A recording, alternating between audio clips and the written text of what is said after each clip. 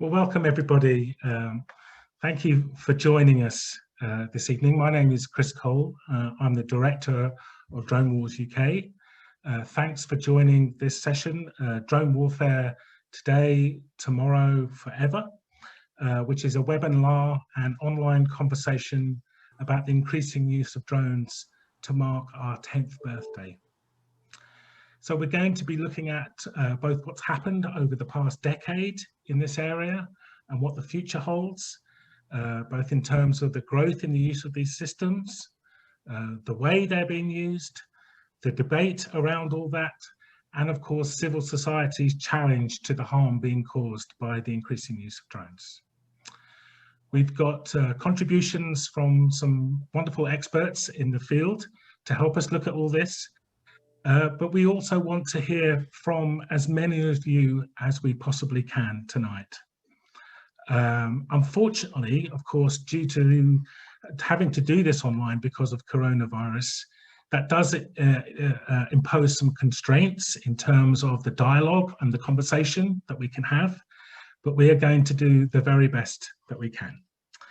So I'm delighted now to hand over to our chair for the evening, Aditi Gupta, who is the coordinator of the all-party parliamentary group on drones, and she will introduce our panelists and take us through the rest of the evening. Thanks, Aditi. Thanks, Chris. I'm really excited to be moderating today, and a huge congratulations to everyone at Drone Wars for your decade of work. I think I can safely say no one has done more to raise visibility and awareness of the implications of drone use in the UK than Drone Wars.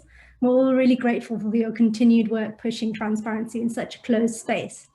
170 RSVPs for the event today. It's a testament to your work. So thank you everyone for joining us. I also want to say it's a very interesting / worrying time to be working on drones. In her latest report, UN Special Rapporteur on Extrajudicial Killing, Agnes Callamard, warned we urgently need a control regime to mitigate the free-for-all and arms race emerging in the second drone age. We're seeing the proliferation of drone technology at an incredibly rapid rate, combined with successive and persistent challenges to the international rules-based system. This was epitomized by the strike against the Iranian General Qasem Soleimani in January this year. So states around the world are heralding drones and increasingly intelligent military technology as the front runners in new grey zone and hybrid conflicts, which are blurring the lines between war and peace. Drones are, after all, the pioneers of strikes taken outside armed conflict and under the threshold of war. The UK's own Defence Minister recently praised the benefits of drone technology when presenting the UK's new integrating operating concept, a key feature being the ability to escalate and de-escalate up and down multiple ladders across different domains and compete below the threshold of war in order to deter war. So many things to discuss, and I'm sure our panelists will pick up on these themes as we go along. So today's event will bring together a stellar lineup of experts in the drones and tech field. First, we have, of course, Chris Cole, founder of Drone Wars, who's the reason you're all here today. I'll be starting with a brief interview with Chris to outline the trajectory of Drone Wars' work and what's coming up next. Most of you will know Chris, but for those who don't, I'll do a very quick bio. Chris is the founder of Drone Wars UK. He's author of 2 reports on the issue, Convenient Killing, Armed Drones and the PlayStation Mentality, and Drone Wars Out of Sight, Out of Mind, Out of Control. In 2017, he authored a chapter entitled Harm to Global Peace and Security in the book, The Humanitarian Impact of Drones. He's a regular speaker at conferences and workshops and spokesperson to the media on the issues of drones, targeted killing, and remote warfare. He's submitted evidence to various parliamentary committees, and he's convener of the Drones Campaign Network, a trustee for the Trust of Research and Education on the Arms Trade, and a board member of International Catholic Organization, Pax Christi. We'll then hear from 3 illustrious experts from different angles of the field. First, we'll have Ella Knight, campaigner at Amnesty International, who will outline human rights concerns surrounding the use of drones, focusing on US strikes and casualties in Somalia. Ella was researcher and campaigner in Amnesty International's military security and policing team from 2017 to 2019. During this time, she co-authored Amnesty's report, The Hidden US War in Somalia, Civilian Casualties from Airstrikes in Lower Shabelle, and she conducted advocacy with the US government on the urgent need for accountability and remedy for attacks on civilians. Prior to that, Ella worked in Amnesty's Middle East and North Africa program, where she focused on the human rights situation in Saudi Arabia and Yemen. Ella is currently a campaigner on migrants' labor rights in the Gulf region. Next, we'll have Rachel Stohl, Vice President at the Stimson Center in Washington, D.C. She'll draw upon her extensive career in disarmament and the arms trade to highlight key issues around the proliferation of drone technology. Rachel directs the center's work on drone policy and has written and spoken extensively on US policy and the development of international drone export controls and use standards. Prior to joining the Stimson Center, Rachel was an associate fellow at Chatham House and a senior analyst at the Center for Defense Information in Washington, D.C. She's an adjunct professor in the Security Studies program at Georgetown University. She's co-authored 2 books on the arms trade, worked at the United Nations Center for Disarmament Affairs, and served as a Scoville Fellow at the British American Security Information Council, among other positions. From 2010 to 13, Rachel was the consultant to the UN Arms Trade Treaty process and was previously the consultant to the UN Group of Governmental Experts on the Arms Trade Treaty in 2008 and the UN Register for Conventional Arms in 2009. Finally, we'll have Dr. Elke Schwarz, Senior Lecturer in Political Theory at Queen Mary University. She will discuss where we are in terms of our technological landscape and ethics, and where we're headed with the increasing of autonomy in technology. Elke's work focuses on the intersection of the ethics of war and the ethics of technology. She focuses on the ethics of unmanned and autonomous military technologies and their impact on the politics of contemporary warfare. She has written extensively on the topic of drone warfare and is involved in a number of interdisciplinary initiatives on the ethics of drone warfare. She's just completed a British Academy-funded project on military ethics and artificial intelligence and is co-editor for the New Frontiers in International Relations series published by Springer Verlag. She's the author of Death Machines, The Ethics of Violent Technologies, which investigates how technologies shape subjectivities and ethics, and is a member of the International Committee for Robot Arms Control. So after our panelists present, the discussion will then move to open Q&A, and we urge everyone to get involved.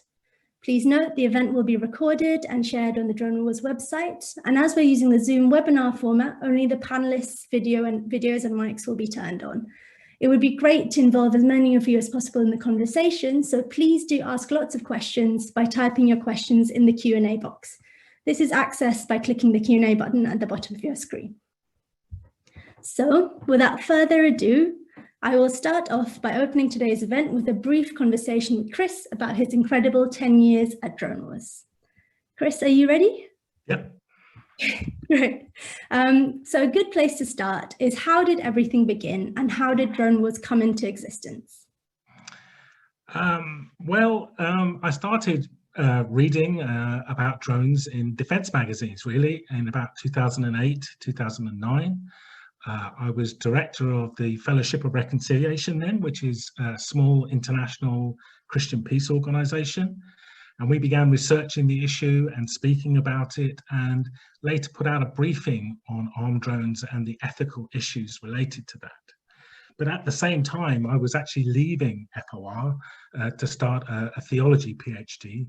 But drones was an issue that really captured me, if you like, and I could see that it concretized a lot of aspects of modern warfare, how technology was changing war, how technology was being used to frame the perception of modern warfare, legal issues, ethical questions, etc., etc. All this was framed through thinking about drones.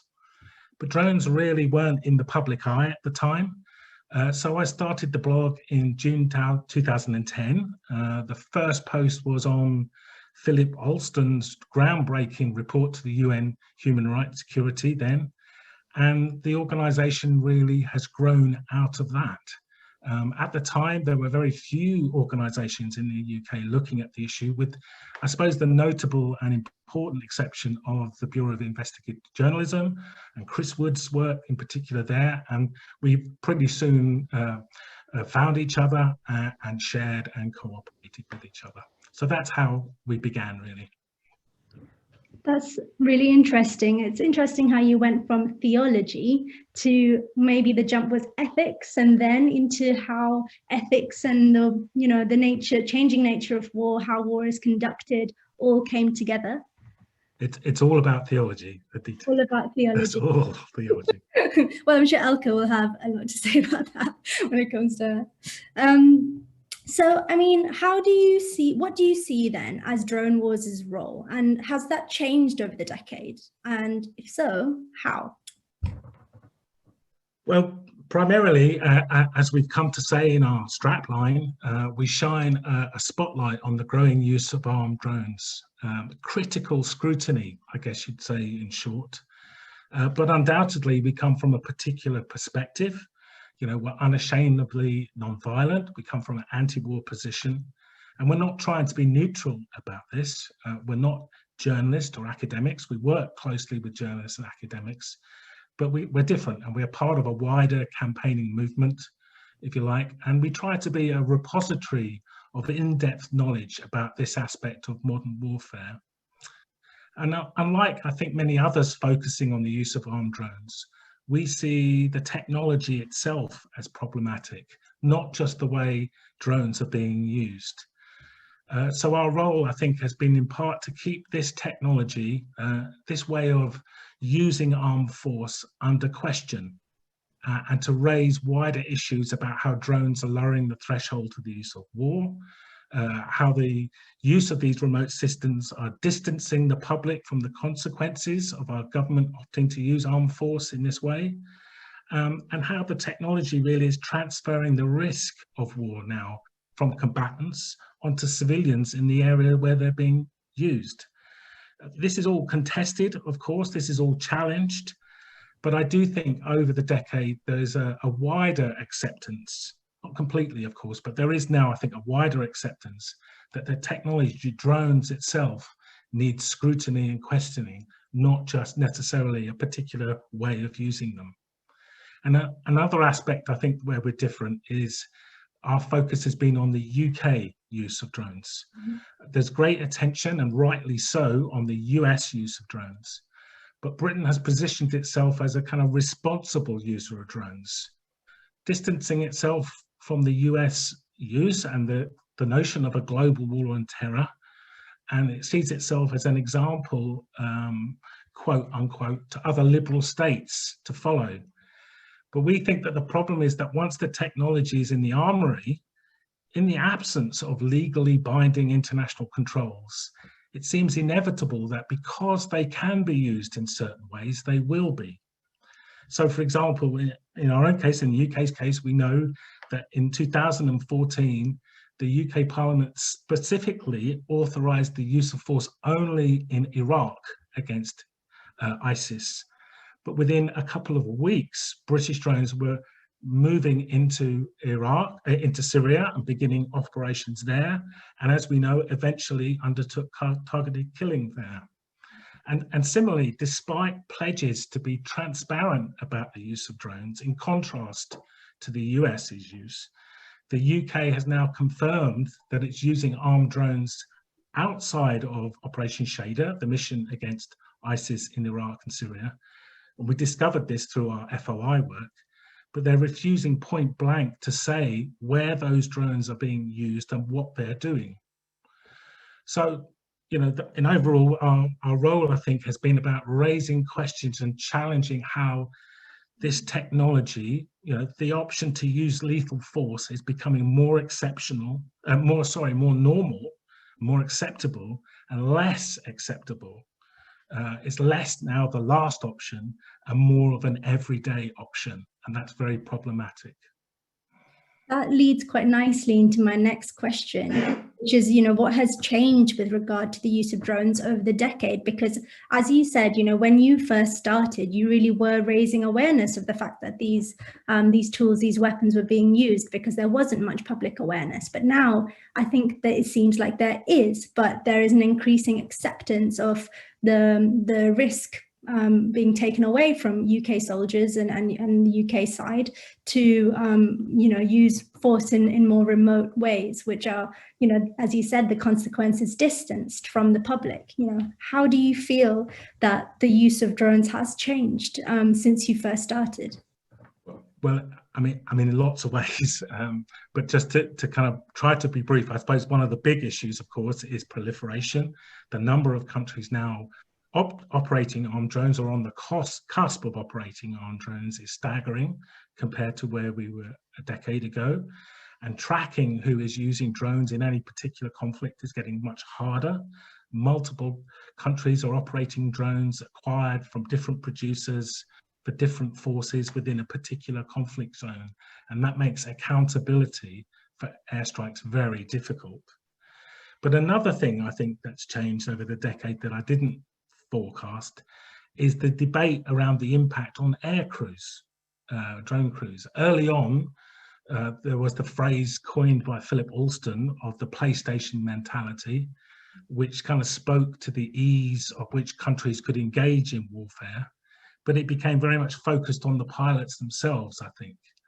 And while I think there is some legitimacy to that framing, looking at the whole kill chain or the whole command chain, as the decade has gone on, we've seen air crews, drone crews come out and speak about the mental health impact on them.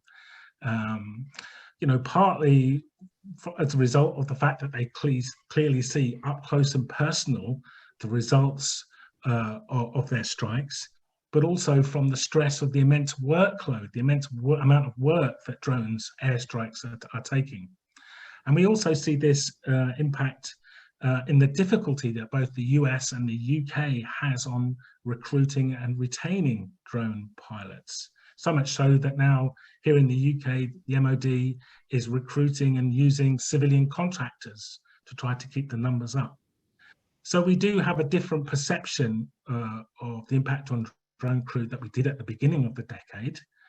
And I think it's sad that the voice of UK drone crews, RAF drone crews, is still very much absent from the debate, apart from the notable exception of Peter Lee's book of authorized interviews, which is very good. If people don't know that, they should look at that.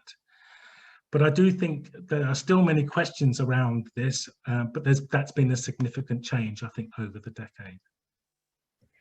And, you know, as I said in my introduction, it seems that there's going to be more of a reliance on drone and remote technology in warfare going forward.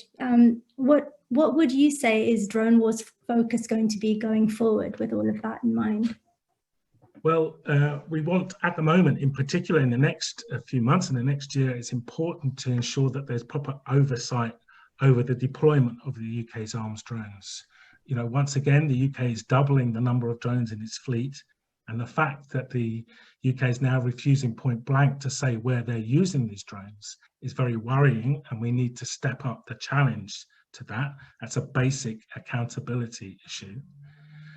But the other issue is proliferation, and I'm talking about proliferation in lots of different ways. Firstly, as I've already talked about, there's the horizontal proliferation of drones to other states, other and non-state actors. But there's also the vertical proliferation in terms of the nature of these systems, much greater onboard autonomy, and swarming is coming in very fast and very quickly. And also this idea of teaming of, you know, drones, small and medium drones working as loyal wingmen with manned aircraft. But another aspect of this proliferation is the move of these large unmanned military type systems into the domestic context now. The UK is acquiring the latest version of the Predator drone, which of course the MOD is now choosing to call the Protector drone. And it's planning to use that within the UK airspace. And we all know, those of us that have been focusing that know that the border force, the British border force, is now using the Army's Watchkeeper drones, and police have been trialling large military type drones as well. And as part of the UK's airspace modernisation strategy, where they're going to be opening up the UK airspace to large drones in general, both for commercial use, but also for surveillance and security tasks. So this proliferation through states, through vertically, through different technologies and into the domestic context is something that we're going to face over the next few years. Great. Thank you so much, Chris, for that very brief overview of your 10 years of work. I will now go on to the next speaker. So we'll next have Ella Knight from Amnesty International to speak about her work on the impact of drone strikes on civilian populations. Thanks, Aditi. Can you hear me? Can you all hear me? Yes. Yes, thank you. So yeah, firstly, thanks Aditi, and thanks so much to Chris and everyone at Drone Wars UK for inviting me to talk today. Drone Wars is obviously doing so much on this issue, which is so understudied and quite has been, apart from Drone Wars, been fairly under scrutinised, particularly here in the UK. So I want to say another massive congratulations on reaching your 10-year anniversary. As Aditi said, my name is Ella Knight. I'm currently a campaigner in Amnesty International. I was a former campaigner and researcher in the organisation's military security and policing team. As Chris has described so clearly, armed drones obviously raise numerous concerns for us around the protection of human rights, including the secrecy around their use and the lack of accountability and justice that accompanies this, as well as how they're being used to carry out often unlawful killings that violate international human rights or humanitarian law. I think instead of talking more about this from a general perspective, I think it's worth me talking about some research that I was involved in over the last in 2019 in Somalia, as I think it serves as a useful illustration as to why we're also concerned about the use of drones and civilian casualties and why action must be taken to regulate this properly. So between March 2018 and March 2019, myself and colleagues in our East Africa regional office and our crisis programme conducted in-depth research on the civilian impact of US drone and other airstrikes in the Lower Shabelle region of Somalia. We focused on Somalia because we felt it'd been largely under-investigated, but also because while US airstrikes have dramatically increased since 2016 under President Trump, US Africa Command, which oversees airstrikes in that region, had up until very recently maintained that its military operations in Somalia had resulted in no civilian casualties. In fact, the same day we published our research in March 2019, AFRICOM reported that it carried out 110 strikes since 2017. And it said that these strikes had killed 800 quote unquote al-Shabaab terrorists, but had not killed a single civilian or injured a single civilian. And for anyone who knows anything about war, I think that's an astounding claim. And it's one that really defies reality. And so our report provided credible evidence that this US claim was patently false. We investigated 5 incidents in depth in Somalia, and we found that 14 civilians had been killed and a further 8 had been injured. And since that report was published, Amnesty has documented a further 4 strikes in the country, bringing the total number of civilian casualties that we've documented to 21 civilians killed and 11 injured in 9 attacks since 2017. Our research was limited to the Lower Shabelle region of Somalia. And actually this region is where less than half of all disclosed US airstrikes were carried out during that period. So we really suggest that the true number of civilian casualties is far higher than we've documented ourselves. So what can we say about the strikes we investigated? I don't have lots of time to go into too much detail, but I think one particularly concerning finding from our research, which speaks to wider issues on the use of drones, is about how the US is categorizing who it's killing. So in at least 4 of the strikes we documented, the US did acknowledge carrying out the strike and killing people. But while they say that the people killed were all terrorists, quote unquote again, our evidence showed that some or all of those killed were in fact civilians. We believe these civilians were killed either because they were wrongly identified as al-Shabaab, perhaps based on faulty intelligence gathering, or because the US is applying overly broad targeting criteria in this region. In the last few years, we have seen some kind of rollbacks on civilian protections particularly from the US. And in March 2017, President Trump had authorized parts of Somalia to be designated an area of active hostilities, which effectively meant that war zone targeting rules were applied, and therefore the civilian protections offered were reduced. It's reported that this intervention also permitted the targeting of low-level foot soldiers, not only senior al-Shabaab figures, and it meant that there was no need for high-level vetting before strikes were carried out. Conversation with a former commander who Amnesty spoke to, explained how this directive essentially opened the aperture for strikes. And it meant that the US could take more strikes against more people with less concern for civilian harm. But the commander also went further and said that the US actually, he claimed that the US now actually considers individuals as targets in legitimate targets in Somalia based on 4 criteria, and that's age, gender, location, and geographical proximity to al-Shabaab. And in effect, that would mean that all military-aged males observed with a known al-Shabaab member inside specific geographical areas, so areas that where the US deems the population to be supportive of al-Shabaab could be considered legitimate targets for attack. And somewhere like Somalia, where al-Shabaab often lives amongst or very close to civilian populations, that draws a vast number of people into the targeting net. AFRICOM did deny that this is US policy, but if in practice this standard is being applied during US operations, drone and airstrike operations, whether or not it's official policy, then the US could be violating not only international humanitarian law, but also its own laws. But I think such an approach by the US would go some way to explaining discrepancies between the number of civilian casualties that Amnesty and many other organizations are documenting and the US's own number. So the people that we are deeming civilians, the US is categorizing as terrorists. For example, in one case we documented, a drone strike hit a vehicle near the village of Gobanle in the Lower Shabelle region in August 2018. And the US said this killed 4 terrorists, and it said that no civilians were killed in this attack. But according to our research and the evidence we found, only one of the men in that car was a member of al-Shabaab, while the 3 other men were civilians.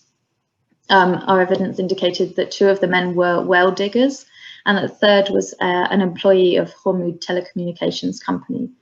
And while we can't really make a firm conclusion without more information from the US, which they won't provide, they wouldn't, confirm whether the names or identities of people we'd documented as having been killed matched their own information if they have it. It is plausible based on the above understanding that the 3 men were wrongly characterized as al-Shabaab due to their age, gender, and proximity to a known al-Shabaab member. And this obviously raises serious concerns and suggests that the US doesn't really know who it's killing, and is preemptively classing all those it kills as terrorists. And I think this is something that it speaks a bit to the investigations that is happening, or not, after these attacks. So another really worrying finding from our research was the lack of accountability and justice for survivors and families of victims. And this is something that as Chris touched upon, it's dogged drone strikes ever since their first use. The US says that it conducts post-strike analysis of all attacks in Somalia, but without significant troops on the ground or individuals on the ground to speak to the population and carry out these assessments properly, they are being carried out from the air using the same platform, drones, to conduct the assessment, the post-strike assessment, as were used to gather the intelligence in the first place. And so there can be a kind of confirmation bias there. Certainly no one we spoke to had previously spoken to the US government or Somalia government about the attack. And in part, this will have been because until very recently, there was no real way of people affected by these US attacks to report the loss of their loved ones or to seek justice. People living under al-Shabaab control cannot access the internet in general because al-Shabaab doesn't permit the use of smartphones, and they are at real high risk if al-Shabaab were to find out that civilian population was communicating with foreigners such as Amnesty or the US. It's also very difficult, very dangerous for people to travel to Mogadishu to try to report these incidents. But if they were to make the long risky journey, once in the capital, they would face immense difficulty accessing the right people. They can't just turn up and knock on somebody's door. So I'm realizing I'm running out of time. But maybe I can stop there and I can feed in later if necessary. I hope that gives some kind of indication of the practical risks that we're facing here. No, absolutely. Thank you so much, Ella, for that. It's interesting to see how this focus on numbers leads to many governments actually just focusing on a zero civilian casualty stance as the kind of default, and what that means for civilians living on the ground. It doesn't help, in short. But moving on, and we'll come back to many points that you raised, I'm sure. I will now move on to Rachel, who will highlight key issues around the proliferation of drone technology. Thanks. Thank you, Aditi. And I'd like to start, of course, by congratulating Chris and everyone at Drone Wars, whose excellent work over the past 10 years has really shined a much needed light on the use of drones by the United Kingdom and countries around the world. So thank you for the opportunity to celebrate with you today and to participate in this really important conversation. As you mentioned, Aditi, my comments really are going to focus on the proliferation that we've witnessed in the last 10 years. That was sort of the timetable that I picked for this presentation. So I'll start by providing an overview of some of those trends and why I think they're troubling, and then discuss how export controls can play a role in curbing proliferation and mitigating some of the risks that Ella just mentioned. So I think when Chris started Drone Wars, we were really looking at applications and use of drones limited to a small number of states. But in the last 10 years, we've seen a growing number of countries acquire drones and develop drone programs of their own. So just to get a scale and scope of what we're talking about. So in 2010, the year Drone Wars launched, there were an estimated 60 countries with active military drone programs. And according to the Center of the Study of the Drone, today that number is 102. So put another way, the majority of all countries now operate military drones, and there are likely more than 30,000 drones in service. This proliferation has been made possible by continued growth in both domestic drone production and international drone exports. So according to research by PAX and the Center for the Study of the Drone and many others, a dozen states now produce military drones, and more are working to develop their own capabilities. So once you have the ability to produce domestically, that also allows you to not only expand your own drone program, but to also become an exporter. And we're seeing that occur and having more drones in the global arms market. So if we look at CIPRI's data, more armed drones were sold between 2016 and 2019 than over the previous 10 years combined. We're talking about a lot of money is now at stake. We used to talk about, oh, these are very, the systems themselves aren't very expensive. The global trade is not as much as other weapon systems. But if we look at what the Teal Group has estimated, in November 2019, they said that UAV production will increase from $7.3 billion in 2019 to $10.2 billion in 2029, which means that we'll have about almost $99 billion worth of new drones production in the next 10 years. So most of these drones really, which range from large sophisticated weapons to small handheld launch surveillance drones, are not armed. We're not talking about armed drones, but approximately 41 countries currently have or are in the process of acquiring armed drones. So we're not talking about an inconsequential amount here. And as we see drones continue to proliferate, their deployment also seems to become more frequent and widespread. And this is not just in traditional battlefield spaces such as Afghanistan or Iraq, which is sort of where we were at, maybe 10 years ago. Now we're looking at, just in the last few years, not only a continuation of US drone strikes in the Middle East and North Africa, but periodic Houthi drone attacks against Saudi Arabia, the deployment of Chinese, Turkish, Russian, Emirati, Iranian, Israeli drones in Libya, and in the last few weeks, the use of Turkish and Israeli drones by Azerbaijan in attacks against Armenia. So it's really becoming much more widespread. The use of armed drones is accelerating, I think, at a very worrying pace. Just 3 countries, the US, Israel, and the United Kingdom, conducted drone strikes between 2001 and 2015, and that number has tripled in the last 5 years. And since 2015, we can count 8 countries that have carried out drone strikes for the first time, bringing the total number of countries that have used lethal drones to 11. So drone proliferation obviously should concern us because of the multitude of security challenges that Ella just mentioned and that Chris mentioned in his opening. And with more drones in the hands of more unscrupulous actors, including states and non-state armed groups, the risk that they'll be used to carry out human rights abuses, violations of IHL, it's only increasing. Now, a lot of people will tell you shouldn't worry about drone proliferation because most of those drones are unarmed. But the proliferation of unarmed drones also raises some worrying trends, and particularly because so many unarmed drones play an integral role in facilitating lethal attacks. And so I don't have time to really go into that too much here, but I just wanted to make that point because I think when we talk about drone proliferation, often the worrying trends are dismissed. So concerns about proliferation really have given rise to increasing efforts. You could almost say a proliferation of efforts to address the growing proliferation that we're seeing.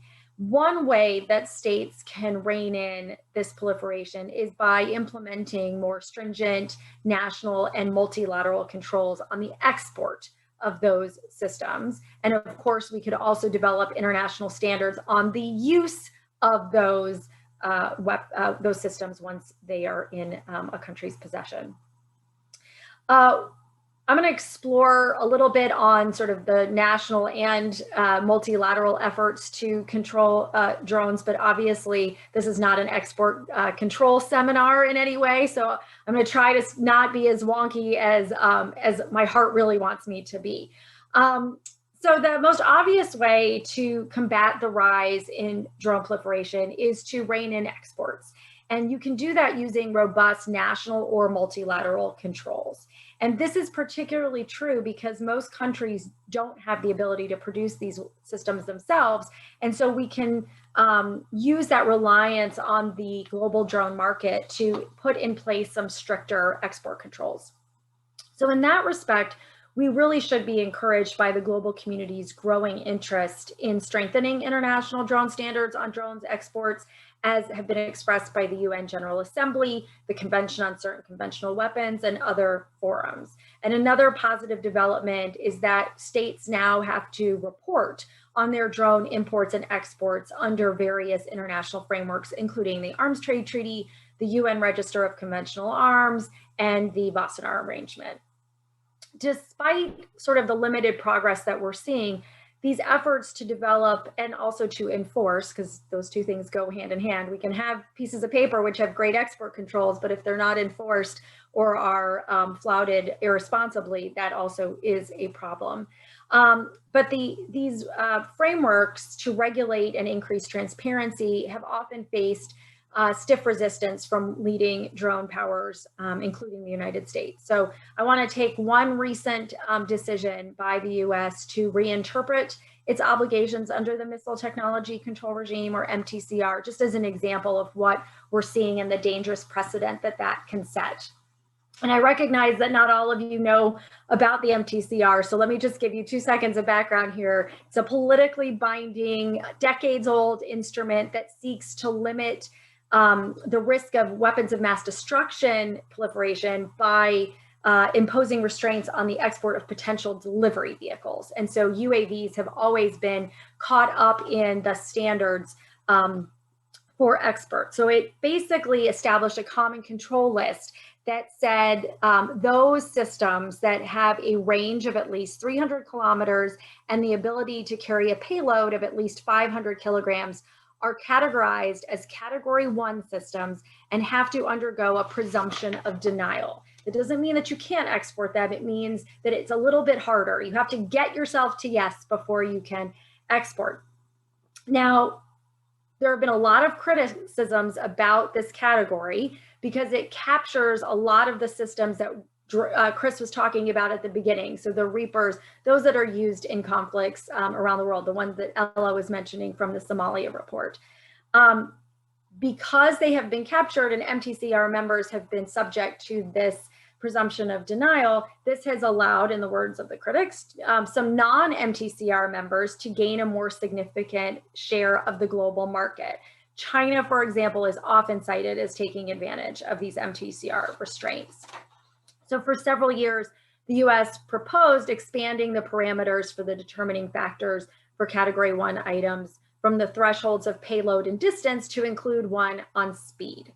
And so no one sort of was biting at that proposal. And so in July, the United States announced that it was unilaterally reinterpreting the MTCR standards, and that not only do the speed and payload are criteria, but if you travel less than or slower than 800 kilometers an hour, you can then categorize that system as a Category 2 system, which doesn't face that presumption of denial hurdle. Now, this sounds like a very wonky, very technical differential, but the impact is quite real. And that is, it has allowed the United States to export, or speed up, I should say, its export of systems around the world. So just since the US notified the MTCR members of that decision in July, the US has announced that it will sell its intent to sell Reaper drones to Taiwan, and has other sales in the works that had been held up for years, including to states like India and the UAE. And I think this interpretation really gives a green light to other states to sell more drones more quickly, despite any multilateral controls. And I think other exporters like China, maybe Turkey and Israel, have also started to accelerate their drone sales to countries because they know they will face increased competition. I could talk much more about the role of precedent in export control decisions and how those are impacting use, but I just want to conclude by saying, for now, that in reality, the associated challenges associated with drones proliferation aren't going to go away anytime soon. The genie's out of the bottle on this one. We've seen an increase in drone production, in global drone ownership, and given the risks that unchecked drone proliferation can pose to international peace and security, we really need to talk about ways in which the international community can come together to rein in the export of drones, as well as standards for their appropriate use. So I'll stop there, and we can continue later in the conversation. Thank you, Rachel. I can tell that you can go on for a very long time on all of the intricacies of all of those different agreements and exactly what impact they will have. Fascinating, and especially when looking at how it will impact the future of drone technology and use all around the world. Hopefully we'll get back to that in the Q&A as well. So next we'll have our final panelist, Elke Schwarz, who will now take stock of where we are in this rapidly changing technological field and what's coming up on the horizon of tech. Okay, thank you so much, Aditi, and thank you, of course, for having me on for this anniversary event. And I want to join everyone in congratulating you, Chris, and of course the whole team, and expressing my thanks for really the excellent and important work Drone Wars UK has done in the past decade. So I want to actually look forward, but looking back on the past 10 years always comes, of course, with a little bit of a mixed emotion. On one hand, you know, most of the critics or the critical voices have raised countless alarm bells, which are still ringing about, Chris mentioned it already, the lower threshold to the use of force, the problems that distance warfare produces in terms of compartmentalization and dissociation from war as such, and of course the risk transfer that leaves the civilian population to bear the brunt of a lot of the conflicts, and not least, of course, also the slippage in use. And of course, it's always nice to not be entirely wrong with one's views and predictions, but really what I personally feel left with looking back on the last 10 years is a sense of frustration over the fact that really the ethical, legal, and political worries that have been expressed over the last decade have not really been addressed adequately, and you know, it kind of feels an effort to keep them in the spotlight. And of course, the work that Drone Wars UK does for that is absolutely crucial. But it does, of course, not also necessarily bode well for the next iteration of drone warfare. And perhaps so far the worries that everybody is going to fly their very own Reaper systems across state and country lines, Chris's warnings about domestic use notwithstanding, hasn't quite transpired, despite the US's strong setting a precedent of that kind of practice. But really, and Rachel pointed towards that already, the proliferation of smaller, lighter, cheaper systems developed by really a myriad of new and emerging drone producers and exporters is surging ahead with just, you know, unimpeded, it seems. And so in some ways we see perhaps a variant of technological use emerging as a more widespread iteration of drone wars, one that perhaps prioritizes smaller weaponized tactical systems, including loitering munitions, as cheap and expendable lethal instruments. And of course, we see this right now being played out to a certain extent in the current conflict between Azerbaijan and Armenia, where both sides, but specifically Azerbaijan, have availed themselves of drone technologies of various levels of sophistication for what looks to be quite a deadly conflict, and current propaganda wars notwithstanding. So that is certainly something to keep an eye on, but I try in my work, I'm kind of interested in looking at how technologies normalize certain things and practices, certain ways of acting and certain ways of thinking. And so I want to zoom out a bit from the narrow context of a particular drone weapon system as such, or a mission, or a specific conflict, context of conflict, and consider the drone as a socio-technical system to better understand the practices and normalizations and narratives it facilitates about war and the general war machine, and where it is actually headed in the not too distant future. So the drone is, of course, a weapon system, but first and foremost, it is a system, right? It's a system of many parts: sensors, information networks, hardware, you know, other drones, human operators, pilots, and so on. And so there's a certain elasticity in the levels of automation and autonomy that these systems components, often of dual use value, facilitate when they're put together, when they're taken together. And I think this is in part what makes it so difficult to get a proper handle on ethical, legal, and political aspects of these systems, their use and their proliferation, because they consist of so many different components and aspects that we all ought to be taking seriously. And so in the past 10 years, the international community or civil society also has made great efforts to stress the fact that drones and autonomous weapon systems should not be conflated in discussions about their ethics and legality and the socio-political impacts, and with good reason, right? The first generation lethal drones were quite distinct from weapons systems currently comprised under the general classifications of autonomous weapon systems or lethal autonomous weapon systems. And the drone systems of the past decades or so have afforded much more human intervention and human oversight, but this is changing quite rapidly. And it really stands to question whether this distinction between drones and autonomous weapon systems is really still tenable. And really all recent developments that connect AI systems with drone technologies suggests that drones and autonomous weapon systems are clearly aligned in their logic and in their practice. And so I kind of just briefly want to turn my attention to this AI component in the drone system, which worries me a great deal for the next iteration of drone wars. So the type of development I'm talking about here is an integration of for example, what's called an agile condor pod, which is a computer system, if you will, an integration of that into an MQ-9 Reaper. And they trialed that last month. So here, this agile condor pod serves as an onboard AI computer system that uses machine learning algorithms to autonomously detect, correlate, identify, track, and then recommend targets to a human operator or a human commander in relatively short span of time. So this move towards targeted recommendations by an AI system, which is integrated into the wider drone system as such, is of course an extension of algorithmic warfare as we kind of know it, but is also further extension and development of what we know as Project Maven, which is the US Department of Defense AI Pathfinder initiative, also goes by the name of Algorithmic Warfare Cross-Functional Team, doesn't quite roll off the tongue as well as Project Maven.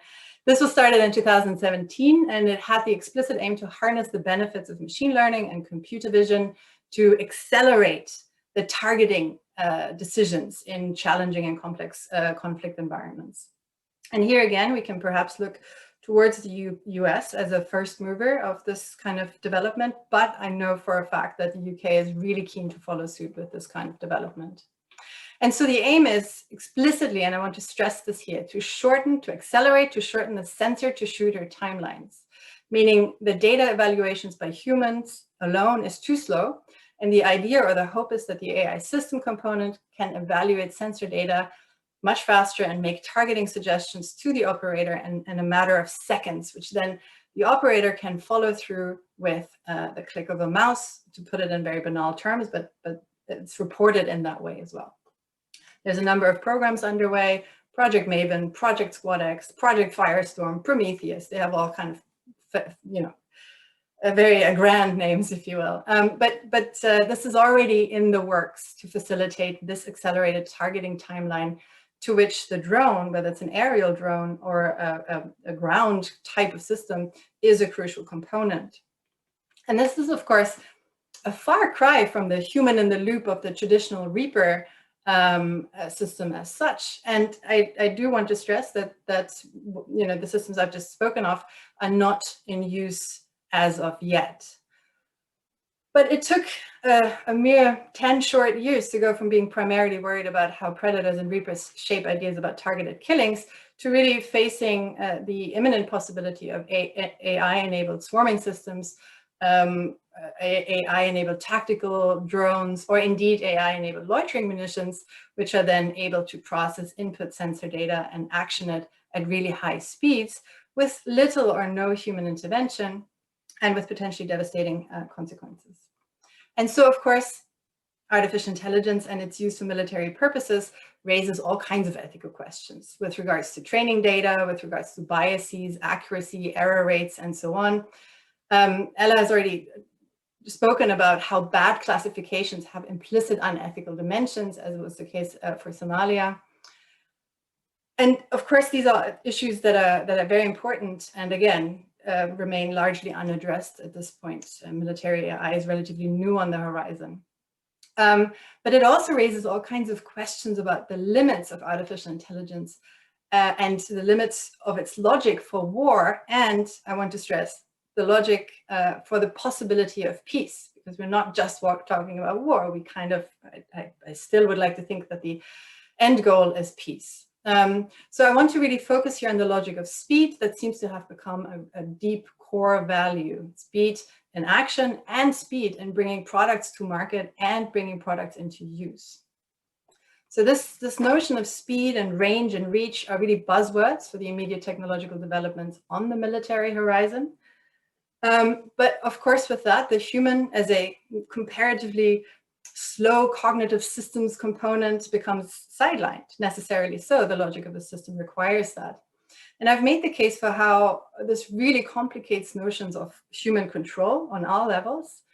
And there's not enough time to go into the details here about this, just to say that when AI machine learning programs and human reasoning form an ecosystem, the possibility for human control is limited.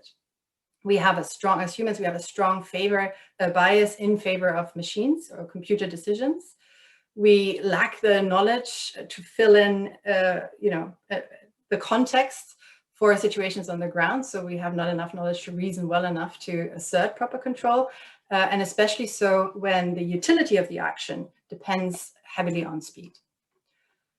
And so with the prioritization of speed and range and the sidelining of the human cognitive capacities for interventions into challenging or ambiguous situations in warfare comes, of course, also the impossibility for moral deliberation. And in a workshop last year on military AI, this is really the problem we ran into. Ethics was seen as a hindrance to speedy action. They cannot compute. It was mentioned that Russia is ridiculing the West for its ostensible preoccupation with ethics in war because it slows everything down. And so that's the problem. With drones, the logic and technological capacity extends the range or the reach quite considerably. And with AI, we bring speed into the equation in important ways. The logic of AI rests on classification and codification of life into computable data. It employs modes of reasoning or processing that are often foreign and unintelligible to human deliberation. And all that stands in really stark contrast to the complex, slow, and irresolvable character of ethical deliberation or ethical thought. And it also stands in contrast to seeing war as a problem, not of engineering, but a problem of human relations, a social problem as such. And with that, it nudges the social and political problem of conflict and war kind of, I feel, into a transactional space almost of business competition, where speed and continual expansion are really crucial vectors for success. And here I kind of hear those echoes of Silicon Valley's ethos of, move fast and break things, right? So speed and this expansive range is the logic of the market. And this, of course, is not likely to limit warfare or conflict. Quite to the contrary, it's set to further expand it with highly uncertain and likely very harmful outcomes. And in doing so, it instrumentalizes and operationalizes ethics as a systems component, so as to get it out of the way and put it into the machine. And I'm happy to expand on that perhaps in the Q&A about some of the initiatives that are already underway to do exactly that. But really the problem for me is that it serves this kind of increased systems logic to which AI is crucial, serves to kind of nudge the human away from shaping ethical sensibilities, and ethics is externalized as such. And I kind of want to just close, oops. Yeah, okay, I think I'm going to leave it there. It's only because we're going to run out of time for the Q&A, but sure thing. One last sentence to sum up what you No. I've been told to keep a strict timekeeping. As you should.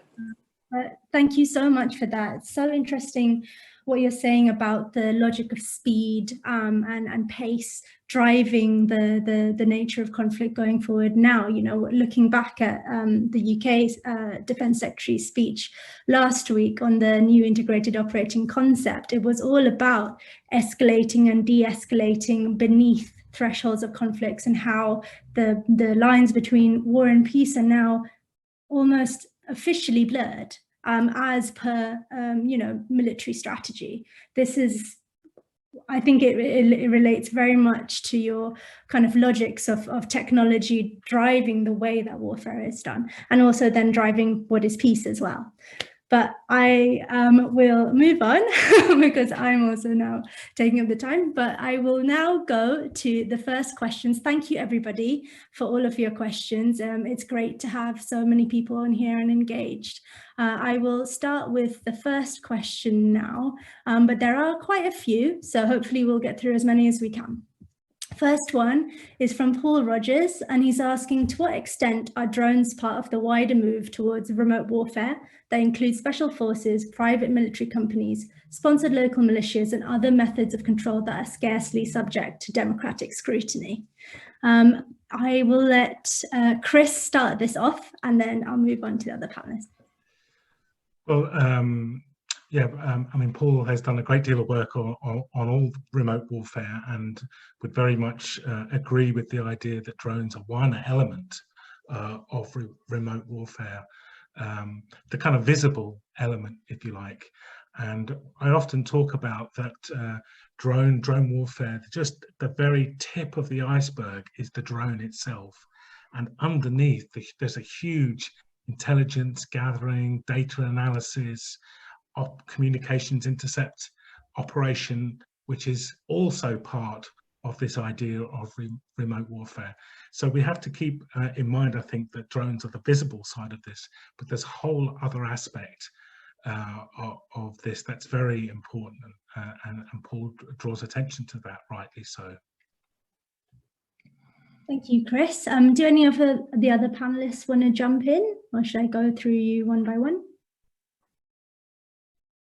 Okay, fine. I'll start with Ella. Is there anything you want to say?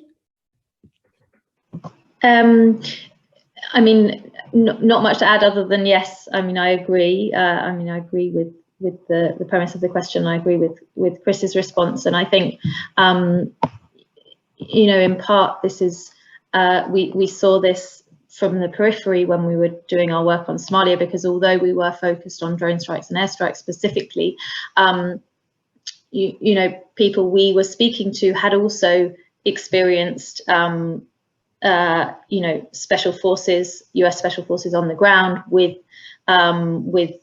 Somali military supporting these operations, leading these operations, and again, there is a real lack of transparency there, and questions about how this is being conducted, and the accountability for all these sorts of remote warfare. And I think, yeah, I mean, largely I would agree. I mean, I think drones, obviously, as we've heard from Chris at the beginning, they offer their own specific challenges, but certainly they fit within a wider context. Great, thanks, Anna. At the APPG on drones, we're actually seeing a really great value, actually, talking about the use of drones in combination with different methods, just as Paul, you know, you said in your question, because it is a movement, and drone is like it's at the forefront, really. It's the most visible end, as you said, and it's kind of the pioneer for a lot of these kind of remote methods. But really, the underlying fundamentals are the same about legality, accountability, justice, transparency. So that's a really good question. Thank you, Paul. Unless any of the other panelists want to jump in, I will move on to the next question. Okay, great. Next question is about UK components and technology being used in Turkish drones that are used by Turkey and Azerbaijan in the Nagorno-Karabakh conflict. This is Arshak's question. He says, this is a clear violation of the consolidated EU and national arms export licensing criteria, particularly 3 and 4. He explains the other criteria, but are any of the panelists interested in helping to persuade the UK government to revoke the licenses granted to the export of military items to Turkey? Yes, I mean, this is something that we're looking at, but it's contested, obviously. Companies don't want to admit whether their components are in these drones, and it's the same not just for the Bayraktar, but also for the kind of various Reaper type drones. So it's something that we're looking into, but we're not quite clear whether there are any components going from the UK into Bayraktar. There is a company in Brighton, MBM Limited, which exported some examples of bomb rack release mechanisms to Turkey, which there is some evidence that they were used in Bayraktar, but this needs to be investigated a bit more. Thank you, Chris. Rachel, do you have anything to add in terms of your experience in looking at arms transfers and things? Well, I think Chris is right. So many companies now are system integrators, right? And so there are different components that come from all over, sometimes in circuitous routes, right, to assemble the final product. So while certainly the company should know, they don't always reveal their proprietary information of what components are made where, but it certainly is, it's not just unique to drone systems, right? It's a real issue with several major conventional weapon components and their final sort of product and who has the ultimate responsibility, particularly if you're making some of the non-lethal aspects of not even just the software, but just say a motherboard or a light or a radar system or some optical component that has many uses, and you sell it to one company and that company sells it down the road, and then it's suddenly in a lethal system. So certainly there are dual use items to be concerned about, but it's not just as black and white as it sort of seems, that there'd be components from one country in another another country's end product. It's a very complex global supply chain at this moment, and it's only getting more complex and more complicated, even due to the global pandemic, in terms of people looking for alternative sourcing for items that they're unable to get to because of the components. I should just jump in and congratulate, I think, campaigners in Canada who have succeeded in persuading the Canadian government very quickly to stop the export of cameras, Westcam cameras, to Turkey, which are used in Bayraktar. So that's a good example of campaigners locally of impacting on their government in this area. Great. Thanks, Chris. I'll move on to the next question. So there's a couple of questions about surveillance drones. So, Ellen is asking, is it only military drones you're concerned about? What about drones used for surveillance? Could these soon be flying over our civilian areas in our own neighborhoods? And what's the other one? Yes, but there's also potential for, this is James's question, there's potential for domestic surveillance and repression as well as international drone warfare. So what would your main comments be on the future of surveillance drones? Shall I go first again? Just to say, yeah, I mean, this is an area that's increasingly important.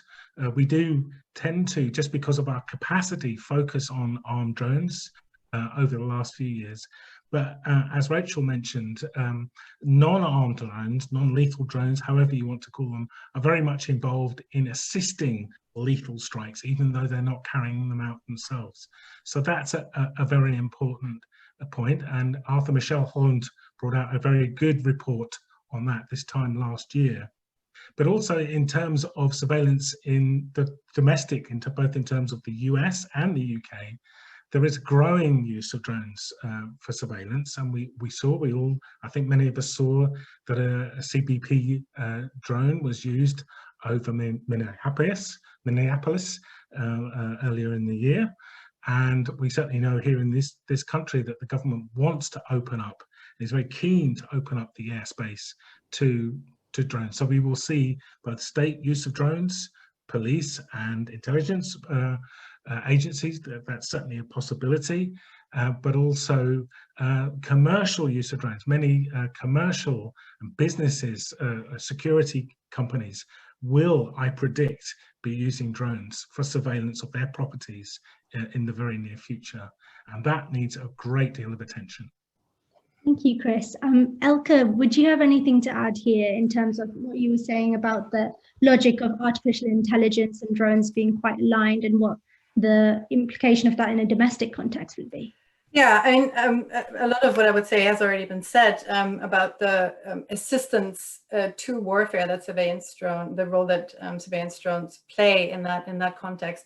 And again, I want to kind of, I've been reading up on this Azerbaijan-Armenia conflict, and the fact that we have some sort of like propaganda war going on is not least due to the fact that there are a lot of drones in play that survey the scenery and then transmit imagery that then portray, or that then are used to portray a certain stance or a certain might or a certain outcome.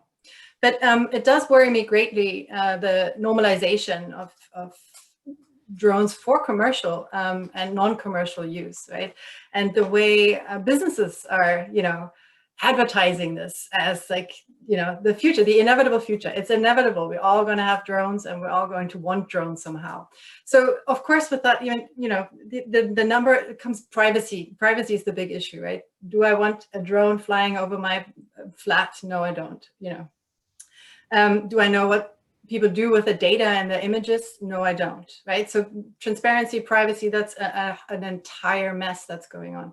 But of course, if you pair that with something like facial recognition systems, then you have to ask yourself the question, what for? And then of course you have to ask the question, where do you get that data from? And what are you going to do with the outcome of this pairing of the surveillance drone with a facial recognition system? And we can imagine all kinds of misuse of that for commercial and governmental or criminal practices, right? So it's a very worrying trend, and I find it really worrying because data surveillance and the idea of being surveyed is becoming much more normal today, and drones add to that normalcy, which it should not be normal in my view. Thank you, Elke.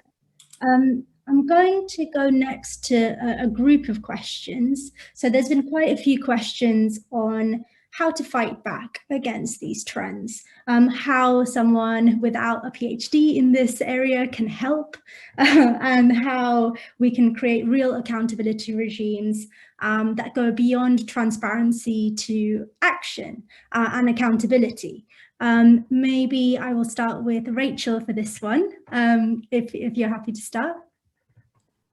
Sure. I actually also wanted to just comment on the last question, because I agree with everything that Chris and Elke said. And I think it's important. I sort of referenced it a little bit about, there are people who say don't be concerned because it's mostly unarmed systems that are being proliferated. And the reality is there are very few countries that have the technological capabilities to really conduct, and maybe this goes back to a couple questions ago, drone warfare in terms of the command and control infrastructure, the surveillance capabilities, the feeding of that data to some place that's, analyzing it and making decisions.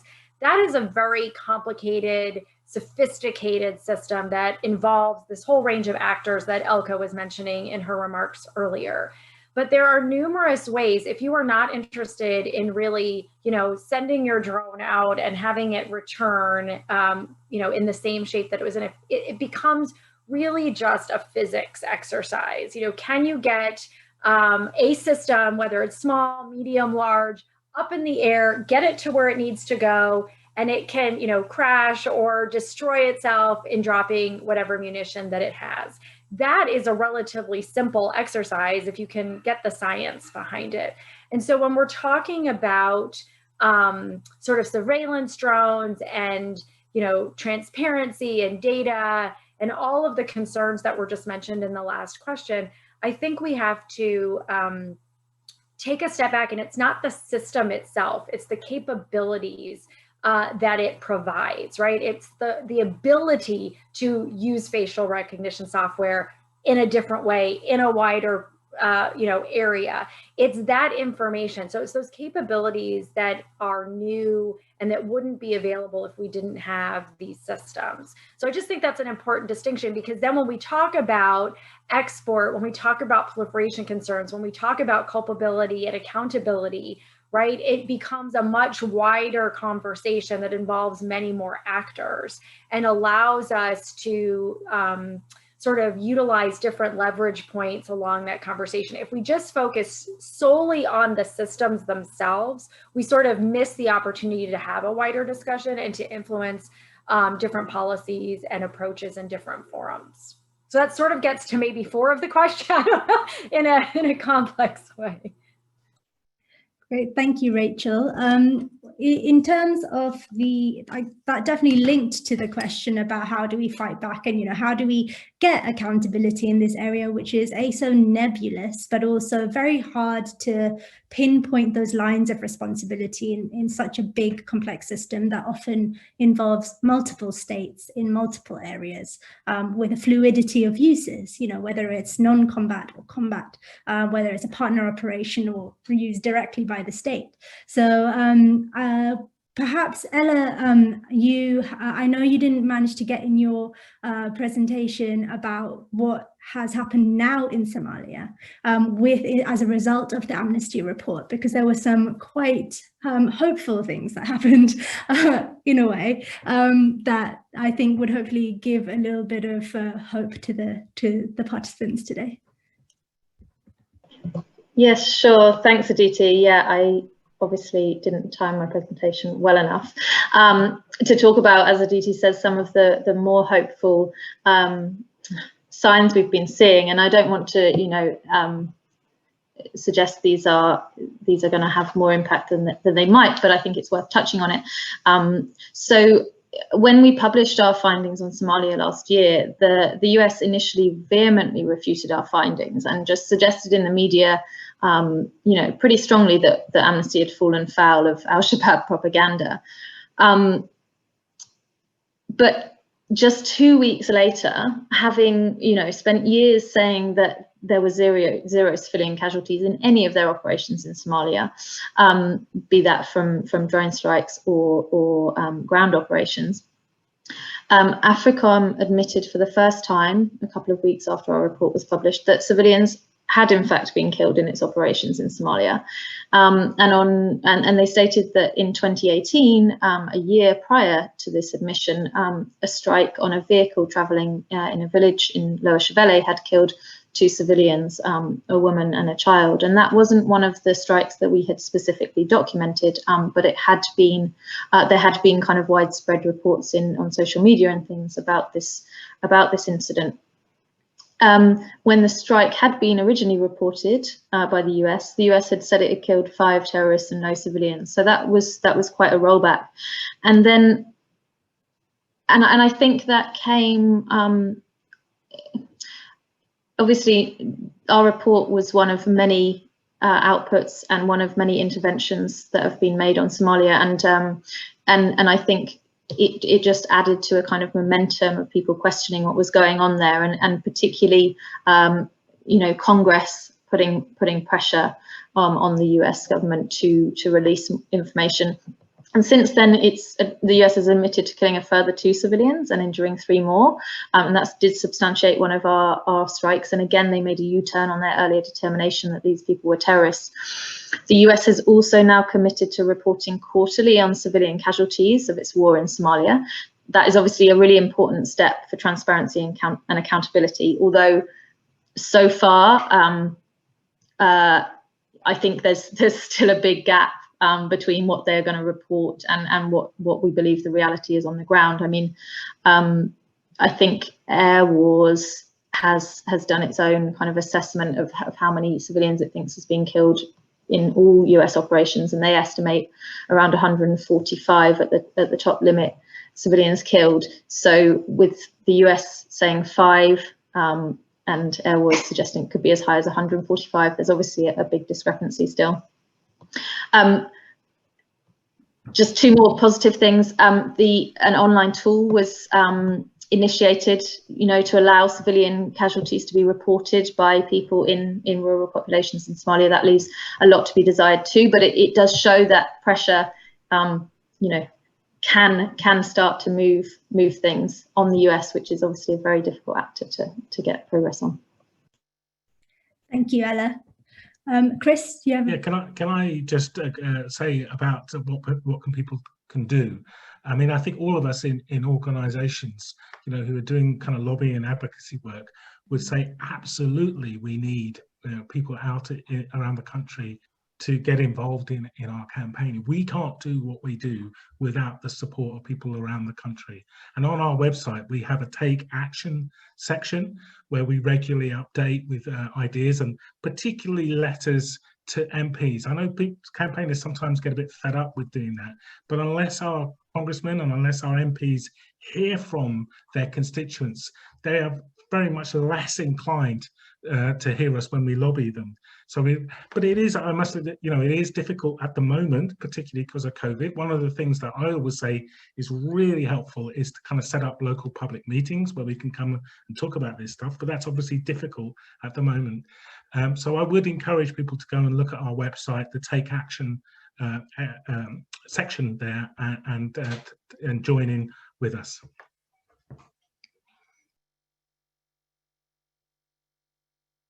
Muted. Thank you very much, Chris. Elke or Rachel, do you have anything to add in terms of what people can do? And I know you'll be coming from different contexts and different angles.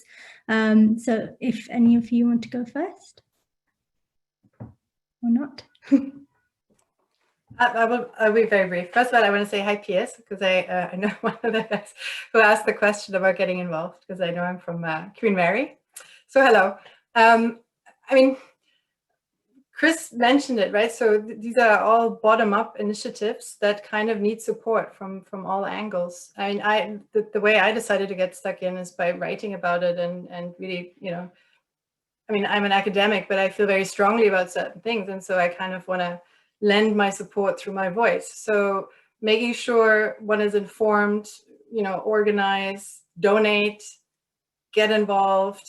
I think there's strength in numbers, cliche after cliche here, but it's true, get involved, because the more people are really interested and the more people really try and see behind what is very often a very strong veneer of, the inevitability of a drone future, one has to do bottom-up grassroots kind of work. So I think the answer is a little different from a US perspective than maybe in the UK, in that particularly at this moment in time, the agenda is incredibly crowded. And I would say in the last 4 years in particular, maybe just the last 3 years, there's really been a falling off of conversations like this about the use of drones and the role of the United States in establishing dangerous precedents or its involvement in proliferation. And so I think demanding sort of that conversation and that dialogue and that accountability, not only from our members of Congress, but from our executive branch, for the media to ask questions. I mean, right now, it's hard to get anything on the front page that isn't about our election next week. It's hard to have any conversation that's not about COVID or reopening schools. And so this has been one issue I think that's really fallen off the agenda. So having conversations like this at all levels, I think is really important. And there is, Chris sort of alluded to it in terms of like, it's always great to make a donation to organizations, but it's also important to convince foundations and philanthropic organizations that this is an area where they want to fund organizations like Drone Wars, like Stimson, like Amnesty, that there's work being done on a variety of levels that needs institutional support to be able to continue. So sort of a plea for funding, a plea for dialogue, a plea to not let world events really overshadow what, for some people is a daily struggle, and they're living with the consequences of the, I would say, irresponsible use, the unregulated proliferation on a daily basis. And I think we have to keep sort of that human face and that human element sort of at the forefront. Otherwise, it's just going to be another 10 years. We'll be sitting here having the very same conversation, celebrating, Chris, all of the wonderful things that Drone Wars has done. But I think it's really hard to see or to anticipate some real monumental shifts given the environment that we're in now. And sorry, that's a really pessimistic way to sort of end this event. So maybe someone could say something a bit more positive to close us. Well, I mean, what I would say as, working for a parliamentary body, working cross-house, cross-party, there is consensus. It's not always something that is a partisan issue. It's not something that's a fringe issue either. A lot of people are very aware. There are a lot of actors in this field. And in our work that we've done, some of the most constructive conversations we've had is when we've had all of the relevant stakeholders around the table, including military, including industry, and really hearing those arguments that maybe you don't want to hear and trying to figure out a way to meet in the middle. Parliamentarians are a great place to go with your concerns. They can ask parliamentary questions, they can table debates, and as working for the APPG on drones, I'm going to say, please do contact us if you need help or if you want to get involved. We are a great coordinator for all of the organizations in the field in the UK, and Chris is one of our greatest friends in the UK. So I would really urge everyone to just keep on hoping and working in this space. And yeah, hopefully that cancels out Rachel's pessimistic note. But in terms of timing, we are at 8:30. I can do one more round of questions if panelists are happy to stay, or if let me know your timings. Yeah, okay. Well, the last round of questions that I will do is basically grouping some on how drones are used. So there are some questions about what are the risks in terms of drones being used more for extrajudicial killing or more in conventional conflicts, but then also the waters being muddied with drones now being seen as a humanitarian tool. How can we reconcile these different uses and faces of the drone, and how can we ensure safeguards so they can be used effectively, safely, or would you argue they shouldn't be used at all? So I will pass over. I'll start with Chris. Oh, thank you very much. That was a huge and difficult question, Aditi. I don't even know where to start. Yeah, I mean, drones are definitely growing in what's called conventional battlefields, but also beyond. And we're seeing lots of different ways in which drones can be used. And I think, as kind of Rachel talked about, we really need a kind of international controls, both on the use and proliferation. And there have been some nascent attempts to bring together discussions, particularly at the UN level. And I think that is a way forward. That is where we should be going, to persuade our government, the British government, to get very much involved in international negotiations to control both the use and proliferation of these systems. And I'm sure Rachel can say much more about that.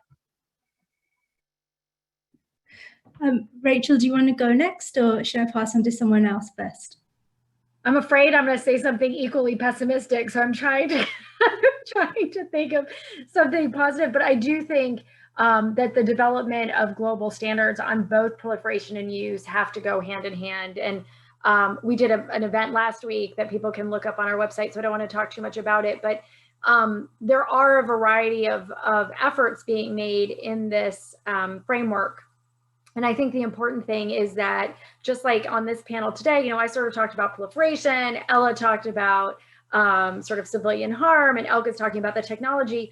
A lot of times it's not one individual from governments that are working on those issues. It's not one MP, it may be a variety of MPs. So it's hard to find a forum in which you can have sort of the right people in the room to be able to develop something that encompasses all of these different areas. And I don't think there's one solution to all of this. It really is sort of a coordinated and collaborative approach to try and marry these issues of proliferation and use in a way that allows us to, even if it's small incremental steps, that we're at least moving the needle forward a little bit, where standards of behavior, standards of use are more principled, are following international legal frameworks as accepted by the majority of countries, where you have proliferation controls that aren't just followed by a certain subset or unilaterally. but where we have sort of these global norms and standards being developed. And with all norms and standards, it just takes time. But just because it's hard, just because it's difficult to find that forum, just because it's a variety of issues and it's kind of complex, doesn't mean that we shouldn't keep working towards that goal. It just means it may take us a little longer to get there. Thank you, Rachel. Elke, do you have anything to add there? Yes. So, I mean, the way I heard the question might have been slightly different, but so I was going to answer the way I heard the question. So, drones are machines in some ways, right? That we can avail ourselves of. We can use them. We can use them for humanitarian purposes. We could decide that we only use them for non-killing rescue kinds of missions, or stuff that we all agree would benefit society in the wider realm. And so I would not say, you know, absolutely don't use any drones at all. But the fact is that they have, to a certain degree, longer historical trajectory, been designed in order to have a greater knowledge about the battlefield and then also intervene into the battlefield, which produces, of course, a practice of extrajudicial killings and targeted killings. So even though we tend to think that our war machines are machines that we avail ourselves of, that we use as instruments, we have to be very careful about the seductive qualities, how the capacities, the capabilities that Rachel also mentioned, how they produce new capabilities and how these capabilities produce new practices, and specifically how they kind of are really seductive and helping, you know, mask or smooth over really uncomfortable, terribly complex decisions that are always there in warfare, because warfare is horrible. So, you know, it's being mindful of what the technology does or can do and where we sit within that entire system and what we allow it to do. I think that's where I would end it. Thank you, Elke. Ella, any last I mean, I think everybody's said it. I don't want to end on a pessimistic note either, but of course, concerns about how they're being used both within and outside of armed conflicts are persisting. Although obviously the US is still kind of leading the charge on that, I think comments we do see from other states, UK, Australia, you know, do still point to worrying interpretations of international law. But as everybody else has said, you know, keeping up the pressure, keeping people talking about this, asking those questions, even if parliamentarians don't want to hear, I think, you know, we have the capability of reining things in ourselves. Thank you, Ella. I think looking at the time, I will wrap it up now. Thank you, everybody. And I'll pass on to Chris to have the final word at his event. Well, thank you, Aditi. I just wanted to thank you as our chair, but also, of course, our panelists, Ella, Rachel and Elke, for sharing tonight, and but also to my wonderful colleagues, Tim in particular, who's helped behind the scenes, and to everybody who's made contributions tonight. Thank you very much. I also want to thank, take this opportunity of 10 years to thank lots of people, all my colleagues and former colleagues, Tim, Peter, Joanna, and Mary, and our wonderful steering committee, Pat and Dave, Max and Haif Zangana, but also particularly send lots of love to one of our committee members who's very seriously ill, Penny. And to thank all the many kind of colleagues and friends in sister organisations and campaigns, far too many to name, who've helped us and supported us and given us advice over the last decade. And we must finish, as Rachel pointed out, to thank our funders. We can't do any of this work. This work needs us to be persistent, and we can't be persistent without committed funding. And I want to thank, in particular, Joseph Roundtree's Charitable Trust and the Polden Puckham Trust, Quaker foundations, who do enormous amount behind the scenes and don't get thanked enough. And talking of which, if you'd like to go to our website and make a donation, there's a big red button on the right-hand side that you can press and make a gift. So thank you, everybody. Thanks for all your contributions, and onwards. Thank you.